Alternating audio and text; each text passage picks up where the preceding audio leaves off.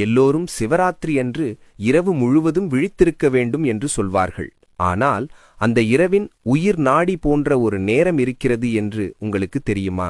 பலரும் பழைய பஞ்சாங்கத்தை வைத்துக்கொண்டு 11:45 மணிக்கே பூஜை செய்கிறார்கள். ஆனால் வரும் 2026ஆம் ஆண்டு மகா சிவராத்திரியில் சிவனின் அருள் முழுமையாக கிடைக்கும் அந்த நிசித காலம் சற்று மாறியிருக்கிறது.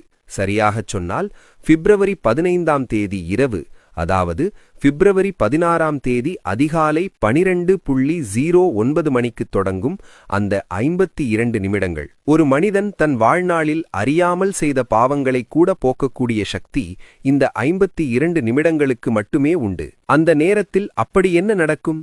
நாம் என்ன செய்ய வேண்டும்? துல்லியமான நேரத்துடனும் முழுமையான விளக்கத்துடனும் இதோ இந்த வீடியோ. சிவராத்திரி என்பது மாதந்தோறும் வந்தாலும் மாசி மாதத்தில் வரும் இந்த மகா சிவராத்திரி மிகவும் சக்தி வாய்ந்தது. அதிலும் இந்த 2026இல் கிரகங்களின் சஞ்சாரப்படி நிசித காலமானது நள்ளிரவு தாண்டி வருகிறது. சரியாக குறித்து வைத்துக் கொள்ளுங்கள். பிப்ரவரி 15ஆம் தேதி ஞாயிற்றுக்கிழமை இரவு, அதாவது பிப்ரவரி 16ஆம் தேதி அதிகாலை 12:09 AM முதல் 1:01 AM வரை. இந்த இடைப்பட்ட 52 நிமிடங்களில்தான் சிவபெருமான் லிங்கோத்பவராக, அதாவது ஜோதி வடிவமாக தோன்றியதாக ஐதீகம். இந்த நேரத்தில் பிரபஞ்சத்தின் கதவுகள் திறந்திருக்கும்.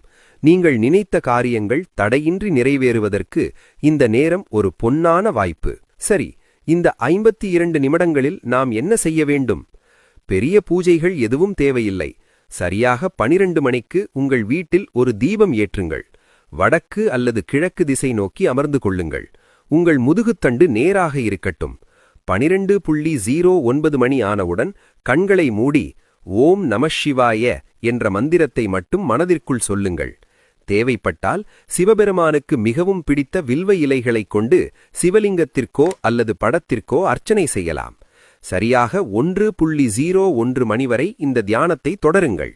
இந்த நேரத்தில் நீங்கள் வைக்கும் வேண்டுதல் நேரடியாக ஈசனிடம் சேரும் என்பது உறுதி. இந்த 2026 சிவராத்திரியை தவறவிட்டு விடாதீர்கள். வருடம் முழுவதும் காத்திருந்தாலும் கிடைக்காத அருள் இந்த 52 நிமிட தியானத்தில் உங்களுக்கு கிடைக்கும். உங்கள் கவலைகள் நீங்கி வாழ்வில் வளம் பெருக எல்லாம் வல்ல ஈசனை வேண்டிக் கொள்கிறேன்.